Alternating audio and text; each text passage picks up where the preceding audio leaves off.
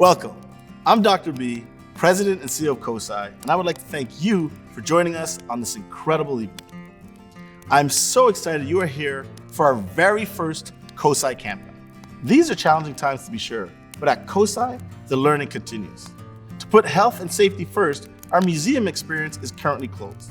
But even though we're not open to the public, our team is working diligently on new, creative, innovative ways to give you the COSI experience you know and love. And that brings us to tonight's COSI Camp-Out. For nearly 50 years, learners of all ages have been experiencing COSI's own Night at the Museum, the COSI Camp-Out.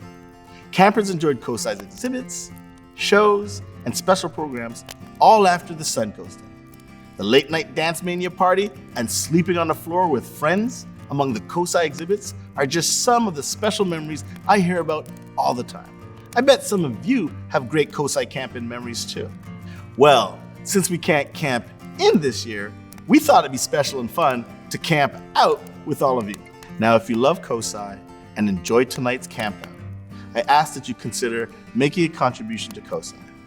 As a community-based nonprofit, your gift at any level helps to make our impactful programs possible. Now tonight, we're gonna have all the fun of summer camp. We'll make treats, create things, and do fun science together. Be sure to check out our field guide with information about tonight's full program. Now let's have fun and camp out. Up first, we're gonna head to the mess hall and make my favorite camp treat, s'mores. And because this is COSI, we're gonna have a little science fun before we dig in. Grab your s'more snacks and let's see what COSI educator Zaletta has in store for us. Hi guys, this is Zaletta and I'm coming from you from COSI's Treehouse. So one of my favorite parts about camping is making s'mores. So although I don't have a fire, I'm still able to make really cool s'more treats. So one of the first ones that I've made here is a s'more trail mix. I use mini marshmallows, mini chocolate chips, and mini graham cracker sticks to make this one, and it's really yummy. My favorite one though is the graham cracker s'more that I made here with spreadable chocolate spread and marshmallow fluff. So you put those on your crackers, smush them together, and you have a s'more. So although marshmallows are really fun to eat, you also can use them in science as well. So what I'm going to talk about today is air pressure. So throughout our lives, we experience air pressure every day. It's pushing down on us, but we're also pushing back. And that's why we don't feel it, because it creates an equilibrium. So what I'm going to do is show you guys exactly how air pressure works using marshmallows. So I have this cup of marshmallows and I have this machine that is called a vacuum. So how it works is I'm going to place this cup of marshmallows inside, put on the lid, and then we're going to suck all of the air out of this dome. And how I'm going to do that is using a vacuum pump. So as I am turning on this vacuum, you guys will start to see that the marshmallows are expanding. And that is because we no longer have the air that is pushing down on them, so they're able to expand and push out. Another really cool experiment that we can do with the marshmallows is let the air pressure back in. So once I do that, you can see that they go back down to their normal size. Another cool experiment that I can do with marshmallows, and one of my favorite things to do at COSI, is to use liquid nitrogen. So I have here a wooden block, a hammer, and some glasses. And what I'm gonna do is take one regular marshmallow and I'm gonna smash it with the hammer. And can you guys take a guess as to what's gonna happen? Let's take a look. So I was able to hit the marshmallow and it was able to come back to its regular form. Now something really cool is I've actually placed the marshmallows inside of liquid nitrogen and I've allowed them to get really cold. So liquid nitrogen is negative 320 degrees below zero. And when something gets that cold, it loses its elasticity. So let's take a look and see what happens when we smash a really cold marshmallow. Are you guys ready? 3, 2, 1. Whoa.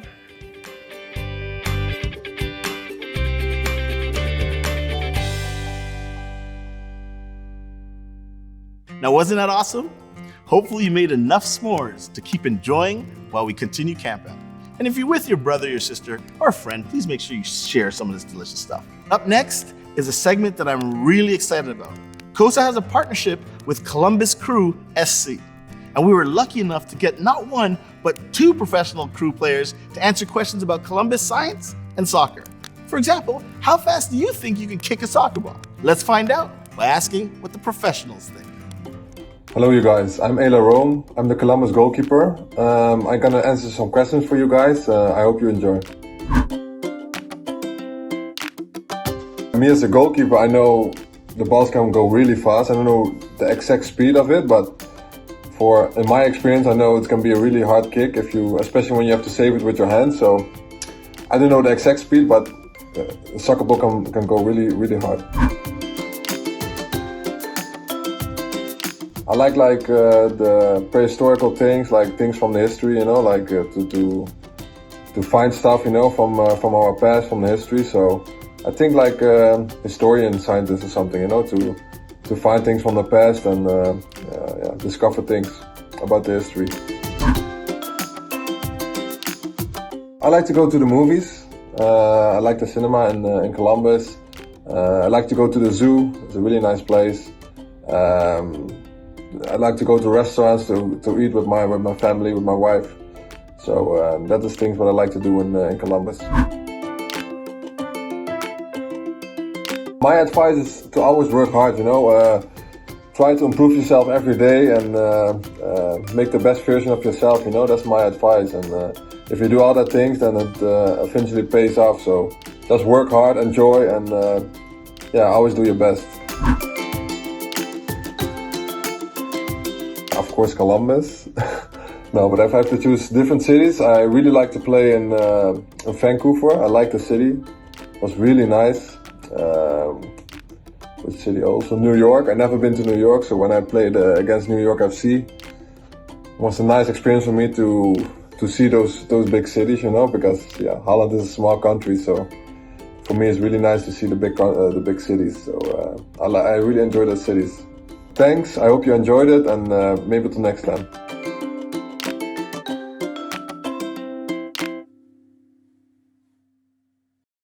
Hey guys, what's up?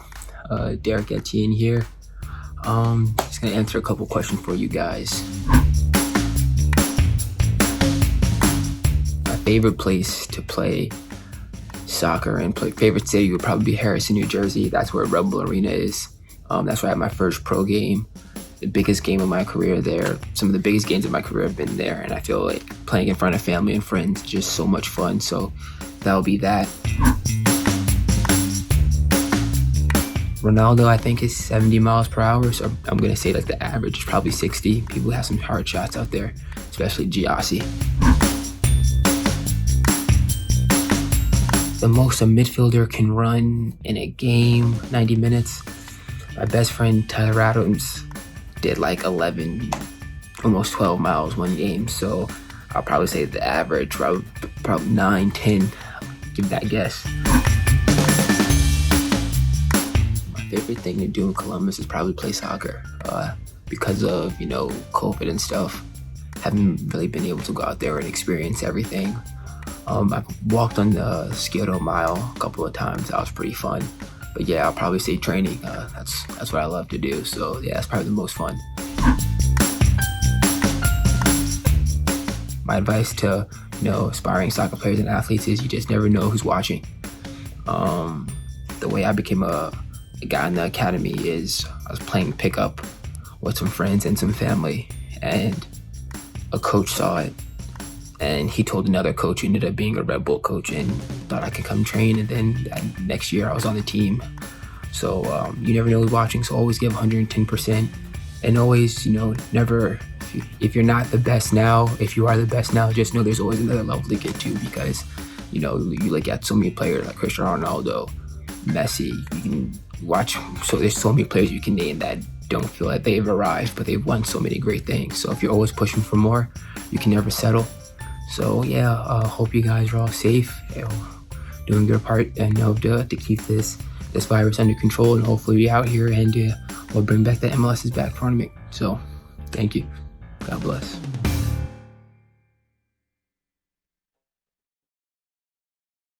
A huge shout out and thank you to Columbus Crew SC, and especially Eloy Room and Derek Etienne for being part of our inaugural Camp-Out.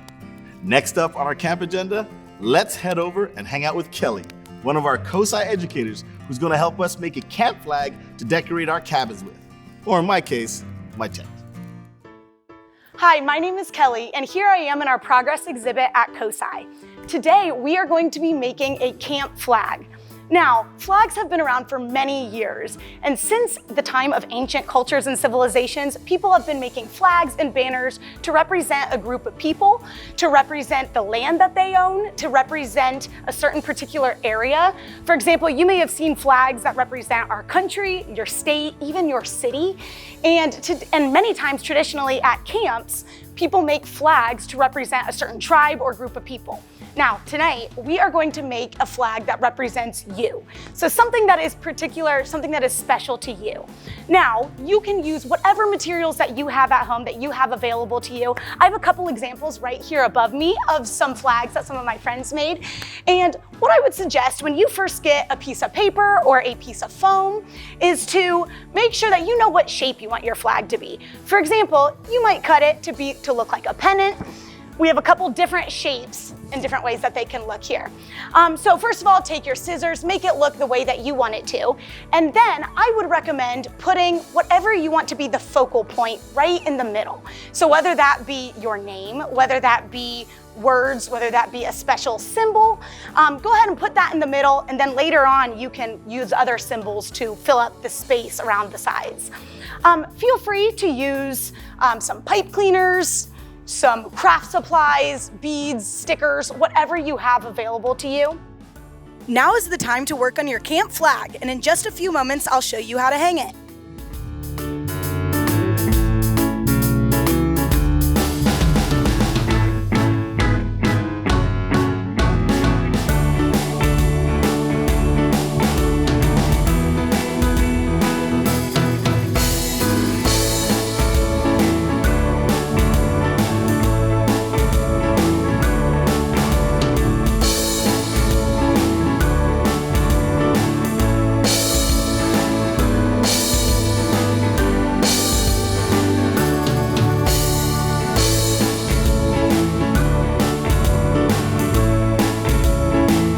Once you have created your design right there on your flag, you are going to go ahead and fold the top part of the flag down.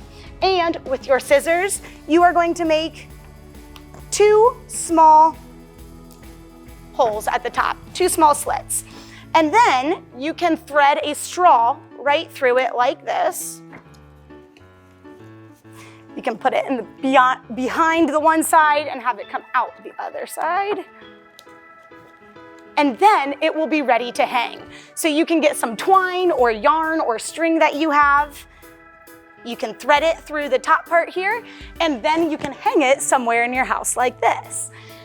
Now, I hope that you have fun making a flag that represents you. Again, there is no right or wrong way to do this. Be creative, use lots of color, or don't, it's up to you. If you had fun with this activity and you want to ensure the future of science for everyone, please visit cosi.org and donate now. Thank you, have a good day.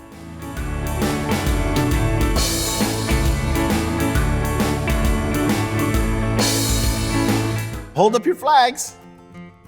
Wow, great job. And if you still need some more time to decorate, you can work on them throughout the rest of the program.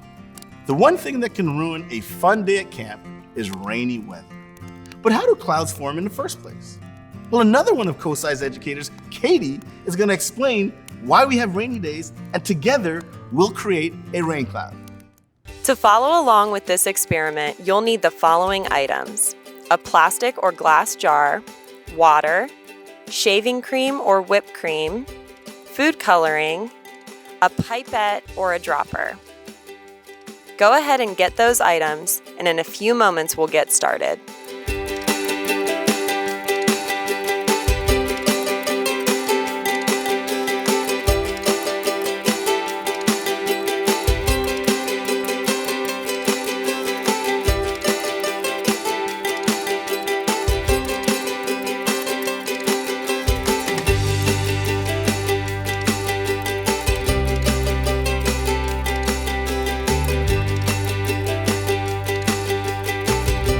Hi my name is Katie and we are talking about rain clouds here. Now, to form a rain cloud, the conditions need to be just right in our atmosphere. We need a change in temperature and pressure. So it might get really cool all of a sudden in the sky. And then water molecules and dust particles will come together to form a cloud. Now, as the water molecules build up in the cloud, it becomes heavier and heavier. And eventually that water will fall back down to Earth thanks to gravity, and that's how we get rain.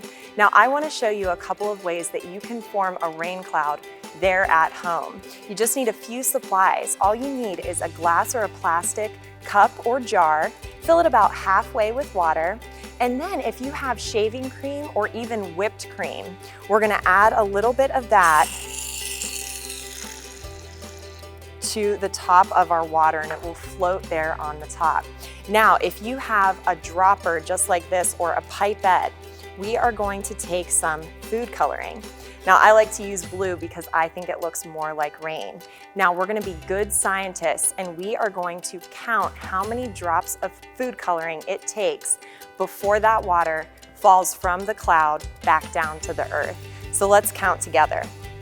1, 2, 3, 4, 5, 6, 7, 8, 9, 10. And let's wait and see if we get anything here. All right, let's add a few more drops of water. 11, 12, 13, 14, 15, 16, 17.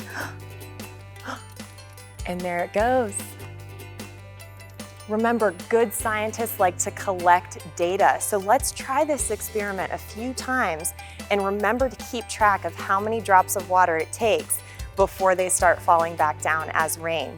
Now, if you don't have shaving cream or whipped cream at home, you could try this same experiment with a cotton ball. So take a cotton ball, it already looks like a cloud, so we're off to a good start, and add droplets of water and count how many it takes before they fall back down to the earth as rain. Thanks so much for joining me. All right, everybody, now here at COSI, we don't like to do anything small. So I am gonna form a giant cloud for you. Now, we have liquid nitrogen in this bucket here. Liquid nitrogen is 320 degrees below zero, so it's really, really cold. It's gonna give us that change in temperature that we need to form a rain cloud. Now, we also have dust particles all around us here in the room, and I have water in this bucket.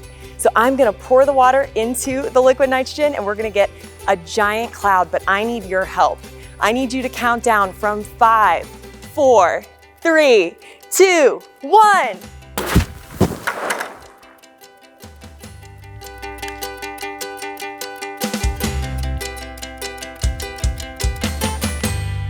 Wow, Katie, that was awesome. That's actually how we start out every day at COSI with what we call a cloud ceremony.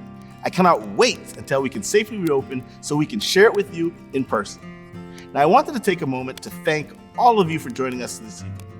At COSI, we strive to ensure science education and literacy is available and fun to all. But we're only able to do this because of the generous support from donors, members, and visitors like yourselves.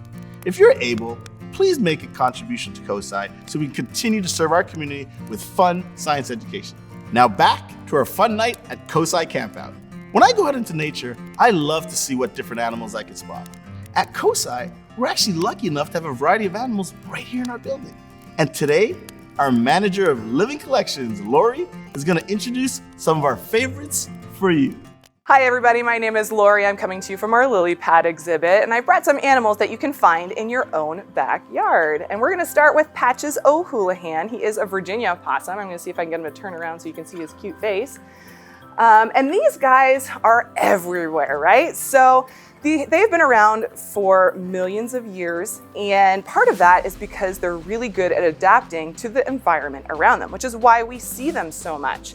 So they do love to eat anything. I'm giving him some dog food right here, but you might find them in your trash can or around your house, and they're called opportunistic feeders. And that literally means that he will just eat anything you put in front of his face. So we do feed him fruits and veggies here, and he does eat bugs and all sorts of different types of insects. But what happens is they have a defense mechanism where they play dead.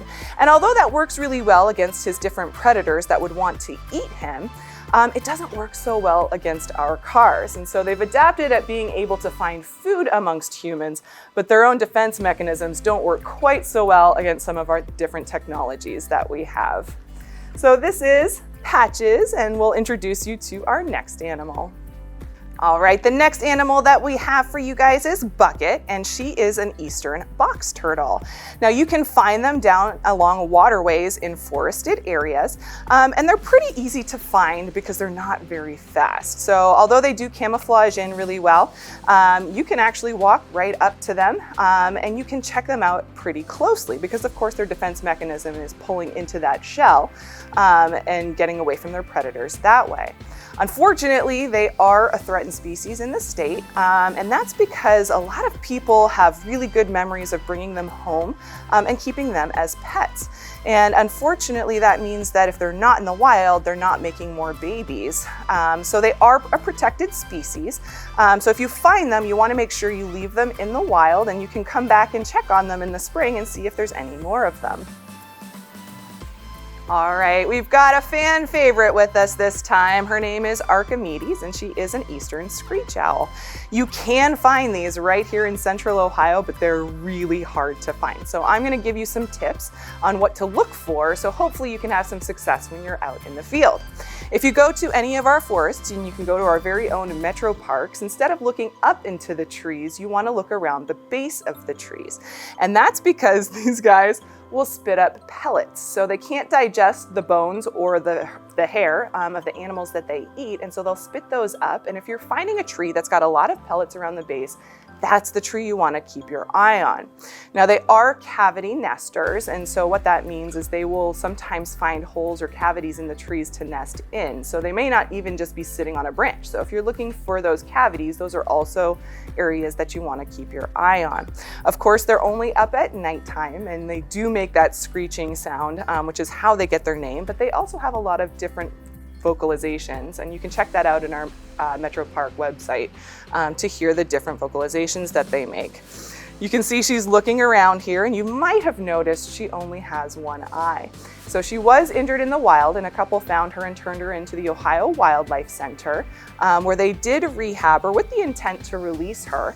But unfortunately, before they released her, they discovered that she couldn't catch her own food. And so that's how come we ended up with her here at COSI, and we're very thankful to have her because she's a really great little program bird, and clearly she's very comfortable in front of an audience. She's the last animal I brought for you guys. Now you can attract screech owls to come live near your neighborhood. If you do have a woodsy area near you, you can create a nest box, and we'll provide you the information with that in your field guide. And if you don't have a woods near your house, you can still build that same nest box, and it will attract an American kestrel, which is a small bird of prey that will also nest in that same box. Thank you so much, guys. I hope you go out into the wild and find these animals. Thanks, Lori. Now let's settle in for the classic campfire tradition and listen to Master Educator Leonard tell us a story. Well, hello, welcome.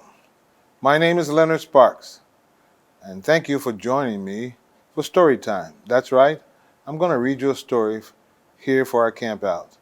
By the way, I should let you know that scientists and researchers have found significant value in storytelling. It's one way to pass on values throughout time, and also passing on stories and legacies that will not get lost through generations. So, thank you for joining me. I'm going to read a story now, and I hope you're ready. You got your warm socks on? You got a hot cup of chocolate? All right. How Bear Lost His Tail. Back in the old days, Bear had a long, black and glossy tail, and he used it to wave around just so that people could look at it. Fox saw this. Fox, as everybody knows, is a trickster and likes nothing better than fooling others. So it was that he decided to play a trick on Bear. It was winter, and the snow covered the trees, and the surface of the pond had turned to ice. Fox made a hole in the ice, right near the place where Bear liked to walk. By the time Bear came by, big trout and fat perch were swimming all around Fox. Just as Bear was about to ask Fox what he was doing, Fox twitched his tail, which he had sticking through the hole in the ice, and pulled out a huge trout. "Greetings," said Bear, looking at the big circle of fish. "What are you doing on the frozen pond, Fox?" "I'm fishing," answered Fox. "Would you like to try?" "Oh, yes," said Bear, as he started over to Fox's fishing hole. But Fox stopped him. "Wait, friend," he said. "This is not a good place for you. As you can see, I have already caught all the fish here. Let's make you a new spot where you can catch a lot more big fish." Bear followed Fox to the new place, where Fox knew the lake was too shallow to catch fish, even in the winter. "Now," Fox said, "you must do as I tell you. Turn your back to a hole and place your tail inside. Soon, some fish will come and grab you by the tail, and then you can pull them out." "But how will I know if the fish have grabbed my tail?" "If my back is turned," said Bear. "I will hide over there where the fish can't see me," Fox said. "When a fish grabs your tail, I will shout. Then you must pull as hard as you can to catch your fish. But you must be patient. Do not move at all until I tell you." Bear nodded. "I will do exactly as you say." He sat down next to the hole, placed his long, beautiful black tail into the icy water, and turned his back. Fox watched for a time to make sure that Bear was doing exactly as he was being told, and then, very patiently, sneaked back to his own house and went to bed. When he woke, Fox went back to the icy-covered pond and saw what looked like a little hill in the middle of the ice. Bear had fallen asleep and been covered in snow. Fox decided the time had come to wake up poor Bear. He crept over close to Bear's ear, took a deep breath, and then shouted, "Now, Bear!" Bear woke up with a start and pulled his long tail hard as he could. But his tail had been caught in the ice, which had frozen over during the night. And he pulled, and it broke off. Whack! Just like that. Bear turned around to look for the fish he had caught, and instead he saw his long, lovely tail caught in the ice. "Oh," he moaned, "Fox, I'll get you for this." But Fox, even though he was laughing so hard, was still faster than Bear and leaped aside, and before you know it, was gone. So it is, even to this day, bears have short tails and no love at all for foxes. Thank you for joining me, and if you have any other questions about COSI, feel free to log in to COSI Connects, and have a great night. Good night.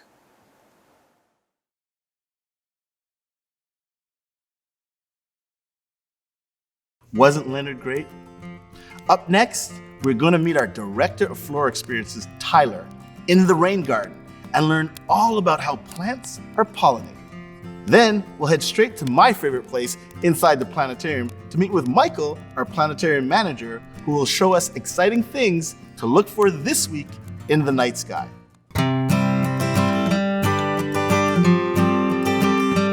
Hey guys, my name's Tyler and I'm in COSI's rain garden here. I'm looking for native pollinators like bees and butterflies. Look, there's a little bee right here. Hey buddy, how are you doing? Now, what is a pollinator? Pollinators help plants reproduce. They like to hang out on bright flowers like this purple coneflower.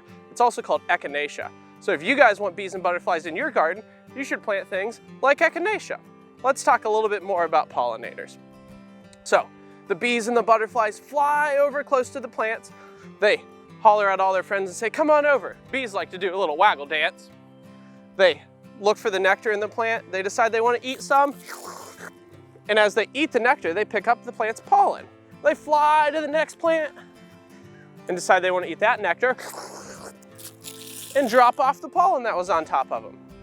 So keep an eye out for bees, butterflies, and other pollinators in your garden, and also be on the lookout for native plants like echinacea. Thanks for hanging out in the COSI Rain Garden. If you guys like this content and you want to see more, visit cosi.org and donate.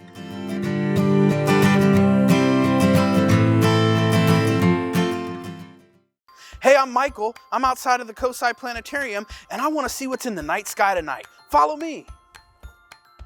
When I go camping, one of my favorite things to do is go out and look at the stars. If you go out tonight and look up at the stars, you're going to find a group of stars called the Summer Triangle. Now, this group of stars isn't a constellation. This is what's known as an asterism. And an asterism is a group of stars that people are familiar with. Now, each of these stars in the Summer Triangle is part of another constellation. We have a constellation called Lyra, and Lyra is represented as a harp. Then you also have Cygnus. Cygnus is a swan. And then you finally have Aquila, the eagle. Now, each of these constellations has their own story that goes along with it, but we're most interested in science here at COSI, particularly some of the deep sky objects that you can find associated with these different constellations. Now, one of the coolest things I like to point out, if you look near that star Vega, you find what's known as the Ring Nebula. Now, a nebula is often the result of a dying star or supernova. So when a star dies, it often explodes and releases all of this material, all these gases and elements out into space. And if you have a really good telescope, you can take a look at one of these nebulas. We like to use the Hubble Space Telescope. Now we're coming in close on the Ring Nebula here. So what are you seeing? What are these colors? Well, we have helium, hydrogen, and nitrogen, just to name a few. Now you might recognize these elements because we find these same elements on Earth and even within the human body. This is one of the reasons that Carl Sagan said, "We are star stuff." So when you go out and you look at those constellations tonight, just know that you're also seeing things like nebulas that are lurking within the deep night sky. So go out and enjoy those stars and know what else is out there. You might have noticed or heard that this week is the peak of the Perseid meteor shower. But what does that mean exactly, and how can I see it? A meteor shower is the scientific term for shooting stars. You may have seen a shooting star or two and wondered, where did that come from? Shooting stars or meteors often come from the debris left behind in the tail of a comet. As a comet goes zipping around the sun, it leaves a trail of dust and rocks. Then, as the Earth makes its way around the sun, it can pass through these trails of debris left by comets. As the debris falls through our atmosphere, it burns up and results in what we call meteors or shooting stars. And that's exactly what's happening this week. A comet called Swift-Tuttle has left a trail of debris, and we're crossing through that debris right now. So how do you go out and see these shooting stars? Well, this meteor shower is called the Perseids because when you look in the direction of the constellation Perseus, you see a high concentration of the debris left by the comet Swift-Tuttle. So go out tonight and enjoy a spectacular show. If you like content like this, support science content in your community by going to cosi.org.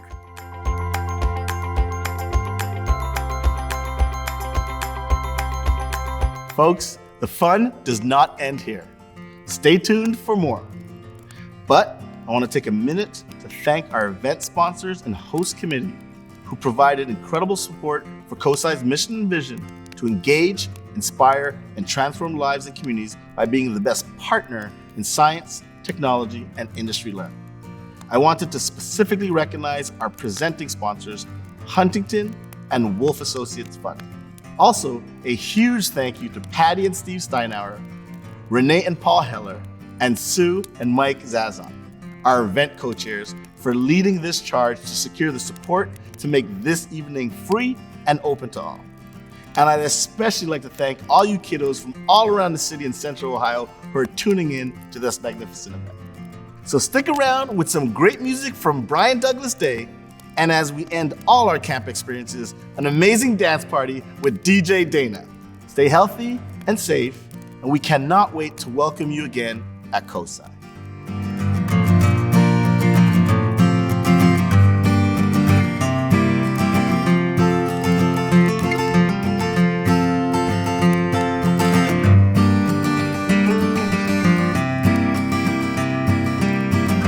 Hi everybody, my name is Brian Douglas Day and welcome to COSI Camp-Out 2020. I'm here to play some songs for you. I'm gonna get started with one of my favorite James Taylor tunes, How Sweet It Is.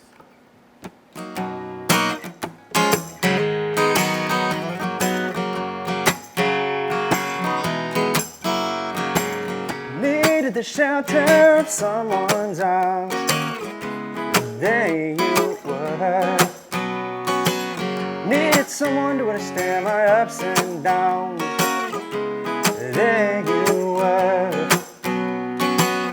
Sweet love and devotion, deeply touching my emotions.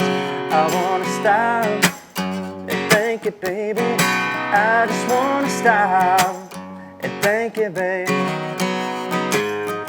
How sweet it is to be loved by you. How sweet it is to be loved by you. I close my eyes right now, wondering where would I be without you in my life. Everything I did was just a bore, and everywhere I went, I'd seen her been there before.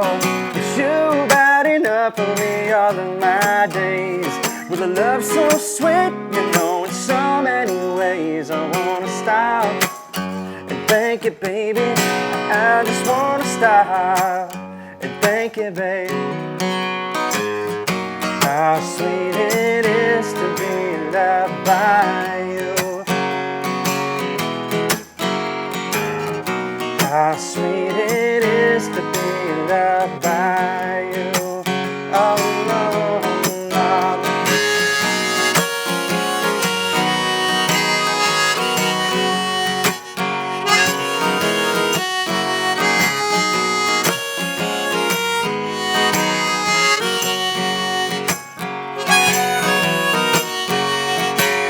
You're better to me than I was to myself.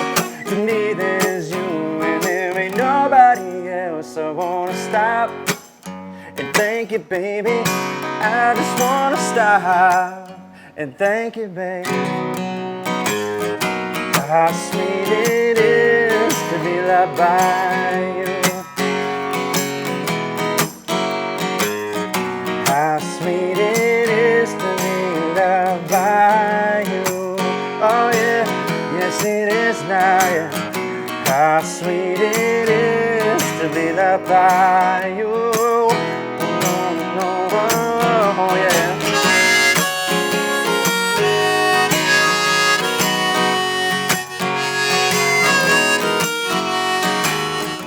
How sweet it is.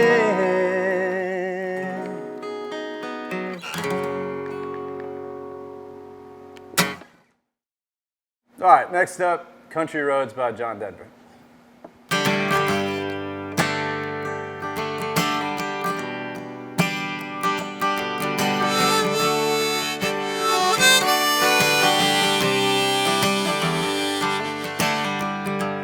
Oh my heaven, West Virginia, Bluebirds Mountain, Shenandoah River.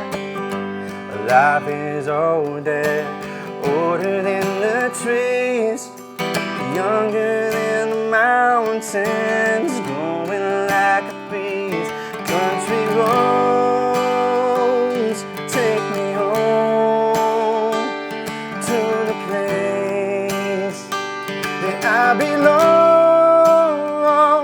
West Virginia, Mountain Mama, yeah, take me home.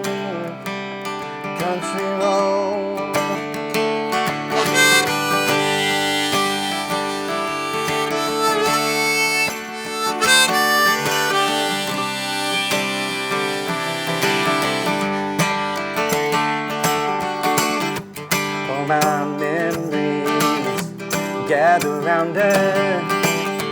Minus 80 is a stranger to blue water.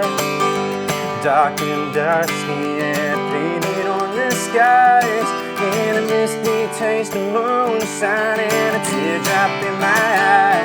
Country roads take me home to the place that I belong, West Virginia. Yeah, my mama, yeah, take me home, country road. I hear the voice in the morning when she calls me. The radio reminds me of my home far away. And driving down the road now, I get the feeling that I should have been home yesterday. Yesterday, yeah, country roads take me home to the place that I belong, West Virginia, Mountain Mama, yeah, take me home, take me home, yeah, where country roads take me home to the place that I belong, West Virginia, yeah, Mountain Mama, yeah, take me home, country road, yeah.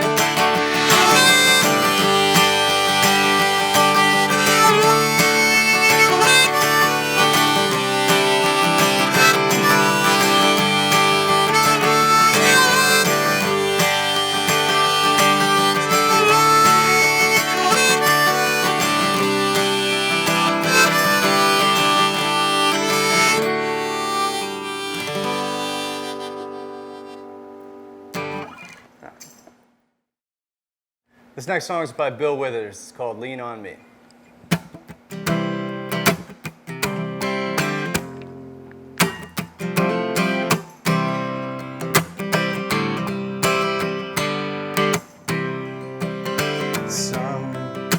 Sometimes in our lives, we all have pain. Yeah, we all have sorrow. But if we are wise, we know that there's always tomorrow. Lean on me when you're not strong. Yeah, I'll be your friend. Say that I'll help you carry on now and far. You know that it won't be long. You know that I'm gonna need somebody to lean on. Lean on me when you're not strong. Baby, I'll be your friend. I said that I'll help you carry on now and far. You know that it won't be long. You know that I'm gonna need somebody to lean on. So just call on me, brother, when you need a hand. 'Cause we all need somebody to lean on. And I just might have a problem that you'd understand. 'Cause we all need somebody to lean on. And if there is a load that you can't bear, that you can't carry, I'm right up the road, and then I'll share the load. If you just call on me, so just call on me, brother, when you need a hand. 'Cause we all need somebody to lean on. And I just might have a problem that you'd understand. 'Cause we all need somebody to lean on. Lean on me when you're not strong. See that I'll be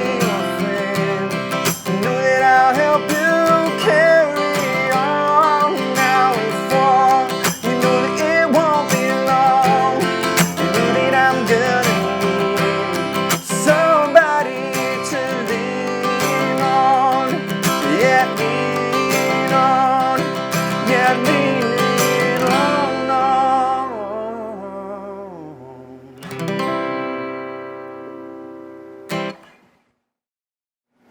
This next song is by Sir Elton John. It's called Rocket Man.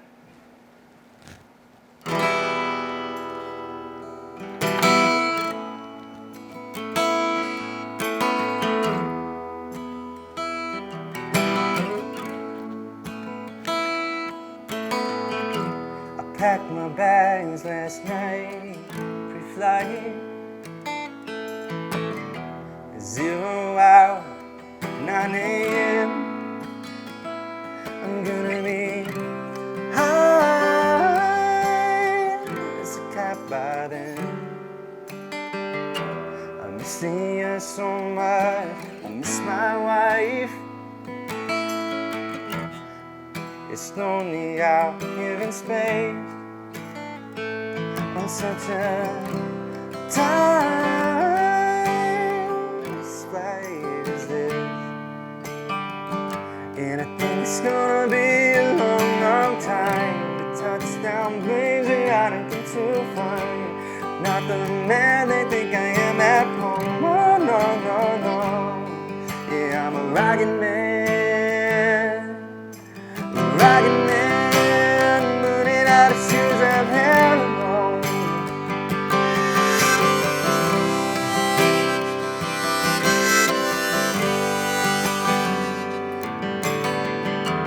Mars ain't the kind of place to raise your kids.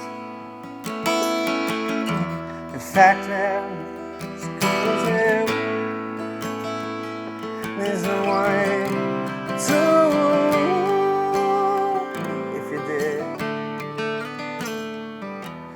All this science I don't understand. It's just my job 5 days a week. Rocket man, I'm a rocket man, you know. And I think it's gonna be a long, long time. A touchdown brings me out and gets to find not the man they think I am at home. No, no, no, no, yeah. Well, I'm a rocket man, running out of shoes of hell alone. Burning out of shoes of hell alone.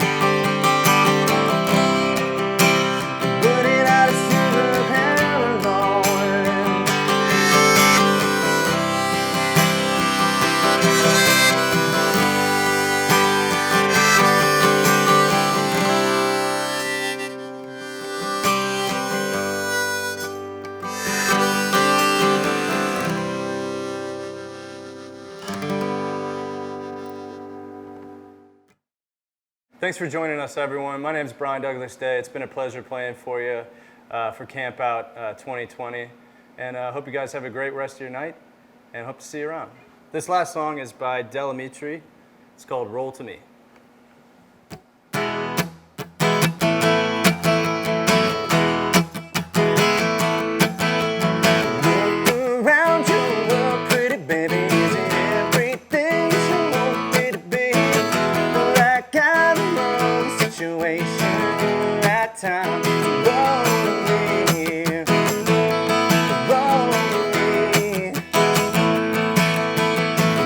Into your heart, pretty baby.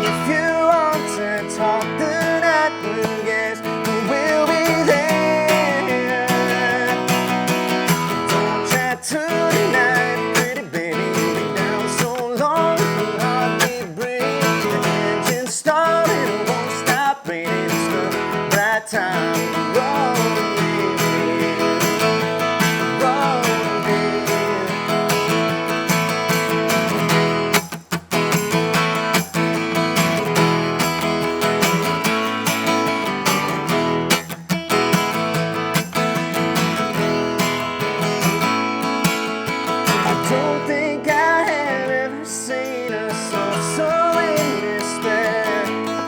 So if you want to talk the night through, guess we'll be there. So look around your world, pretty baby, isn't everything you wanted to be? The right guy, the wrong situation, the right time to roll in, to roll in, to roll in, to roll